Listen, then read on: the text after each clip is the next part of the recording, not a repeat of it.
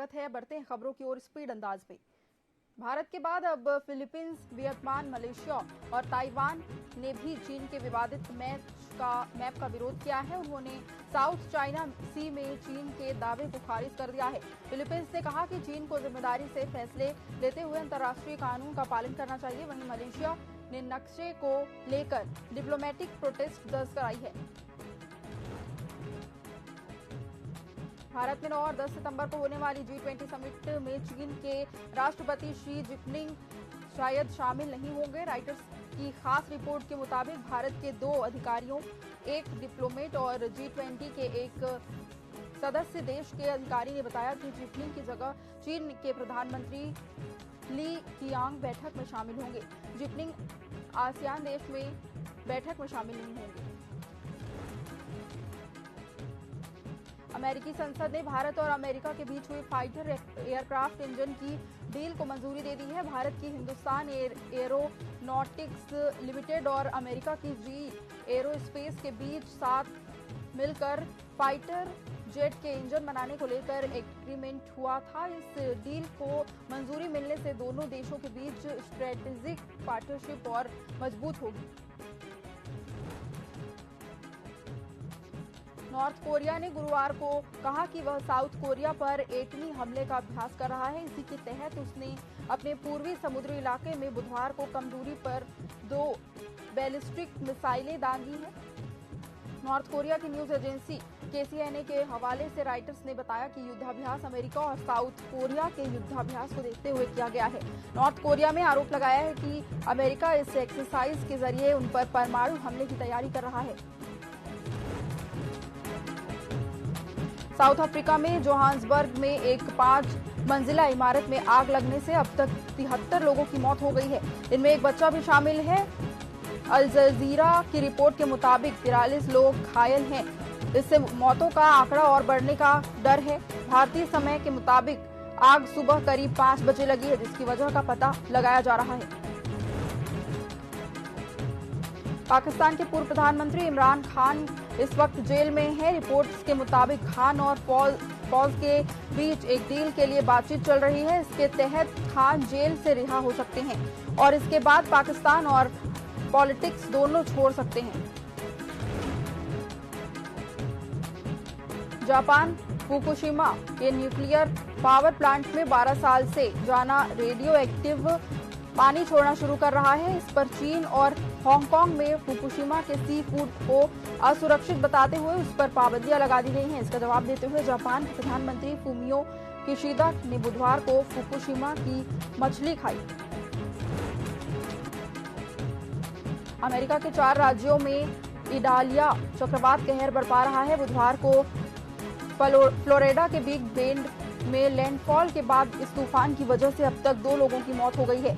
ये तूफान फ्लोरिडा के बाद जॉर्जिया, नॉर्थ कैरोलिना और साउथ कैरोलिना की तरफ बढ़ चुका है। इसकी वजह से जॉर्जिया और फ्लोरिडा के करीब 4.5 लाख लोगों के घरों में बिजली नहीं है।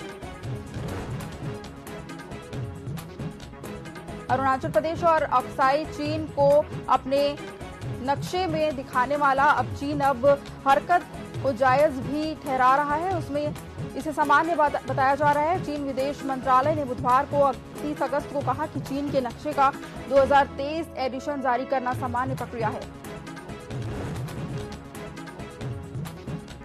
इजराइल के prime minister Benjamin Netanyahu Saudi सरकार का शुक्रिया अदा किया है। इसकी वजह यह है कि सोमवार रात एक इजरायली फ्लाइट को सऊदी सरकार ने जिहाद एयरपोर्ट पर इमरजेंसी लैंडिंग की मंजूरी दी थी। इस दौरान 128 इजरायली नागरिकों ने शहर के एक होटल में रात गुजारी थी।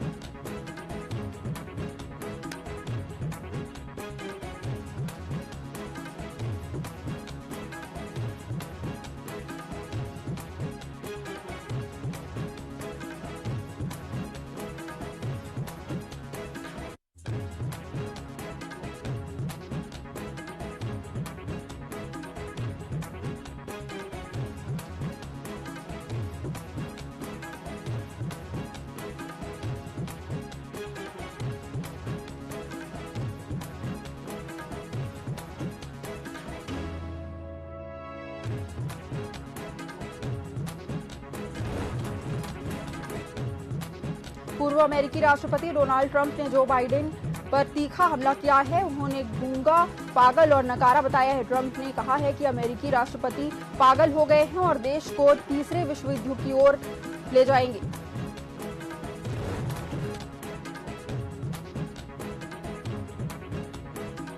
मुंबई में Indian national developmental alliance India की तीसरी बैठक का आज यानी 1 सितंबर को दूसरा दिन है। मीटिंग होटल ग्रैंड हयात में शुरू हो गई है। विपक्षी गठबंधन आज दोपहर तक लोगों और कन्वीनर के नाम जारी कर देंगे और मीडिया रिपोर्ट्स के मुताबिक लोगों को तिरंगे के रंग में रंगने की तैयारी है।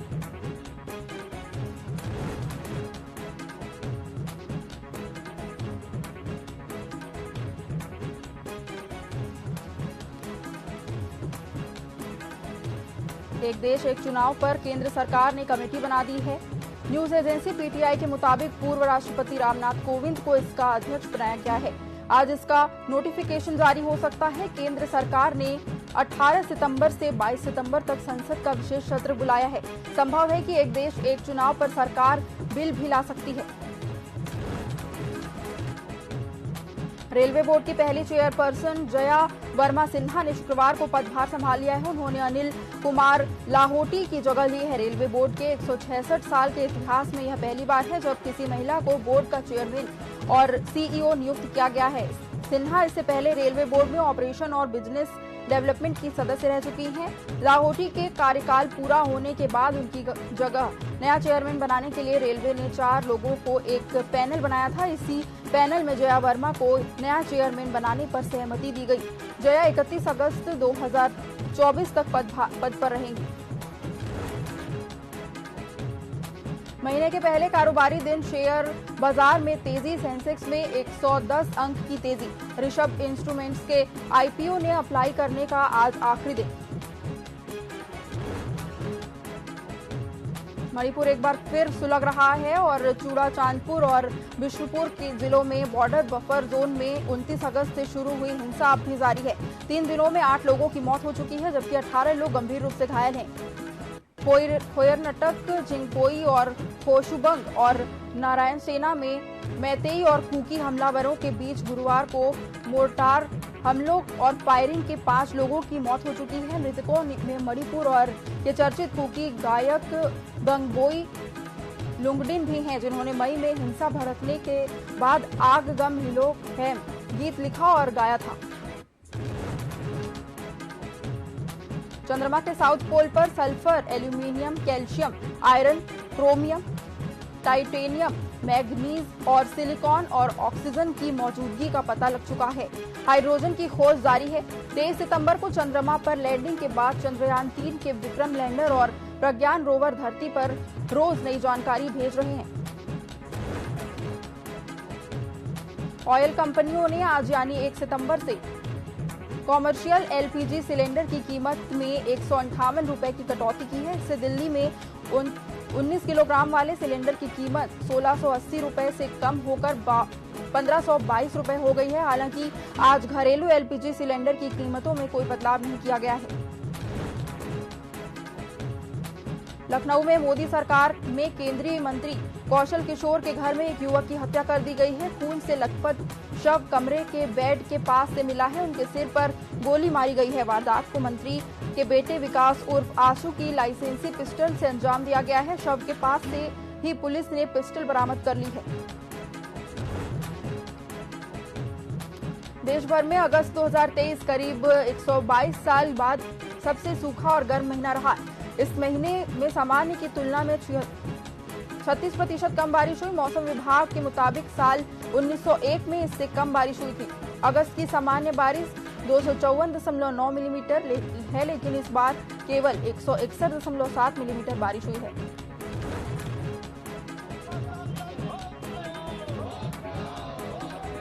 मध्य प्रदेश में आगामी विधानसभा चुनाव के करीबी होने को लेकर कांग्रेस पार्टी के नेता सुनील शर्मा के नेतृत्व में कांग्रेस कार्यकर्ताएं पीडब्ल्यूडी ऑफिस पर ग्वालियर विधानसभा क्षेत्र की सड़कों की खराबी को लेकर धरना प्रदर्शन किया। इस दौरान कांग्रेस कार्यकर्ताओं ने प्रदेश सरकार के खिलाफ नारेबाजी करते हुए विरोध प्रदर्शन किया। वहीं कांग्रेस नेता सुनील शर्मा ने ज्ञापन के माध्यम से पीडब्ल्यूडी विभाग के अधिकारी को अवगत कराते हुए कहा कि 7 दिनों में रोड का निर्माण कार्य शुरू नहीं हुआ तो पीडब्ल्यूडी ऑफिस पर तालाबंदी की जाएगी।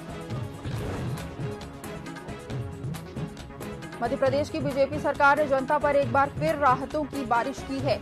सरकार की रियायतों की दरियादिली से 1 माह के लिए ही सही बहनों को सिर्फ 450 रुपए में सिलेंडर मिलेगा। अगले माह लोगों को बिजली बिल की चिंता की जरूरत भी नहीं है। चुनावी साल में राहतों की बारिश अपेक्षित थी, लेकिन जिस तरह से सरकार ने हर वर्ग के लिए अपने दरवाजे खोले हैं उसे लेकर अर्थशास्त्री हैरान हैं। सरकार ने बजट की सीमाओं को मानने से इनकार करते हुए इस घोषणा के वादे और योजनाओं पर काम करना शुरू किया है जिन्हें सरकारी खजाने पर भारी भरकम बोझ माना जाता था। लेकिन चुनाव है तो चुनाव में जनता को खुश करना पहली प्राथमिकता है।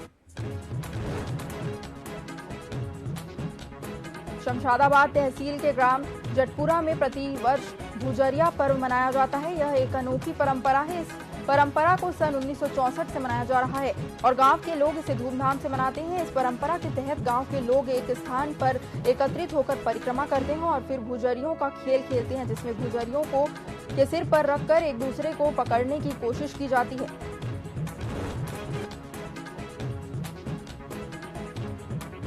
एसपी पुनीत गहलोत ने प्रेस कॉन्फ्रेंस में जिले के नागलवाड़ी थाना क्षेत्र के एबी रोड में ब्राउन शुगर की तस्करी करने वाले गिरोह का खुलासा किया है। इस गिरोह में पंजाब की एक ही परिवार के 4 सदस्य जिनमें एक महिला भी शामिल है। इस गिरोह के सदस्यों के पास 120 ग्राम ब्राउन शुगर और 10 अवैध हथियार थे।